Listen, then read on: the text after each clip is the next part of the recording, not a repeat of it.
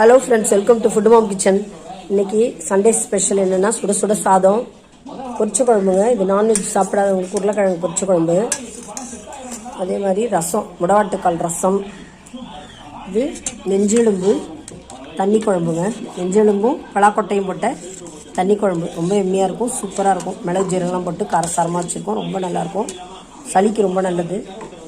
Side dish பார்த்தீங்கன்னா உருளைக்கிழங்கு chips, வத்தல், ஃப்ரூட்டு, பனானா, ஆரஞ்சு. அவ்வளோதாங்க இன்னைக்கு டுடே சமையல். இன்னைக்கு சமையல் பார்த்தாச்சு. நாளைக்கு சமையல் நாளைக்கு பார்க்கலாங்க. பாய்.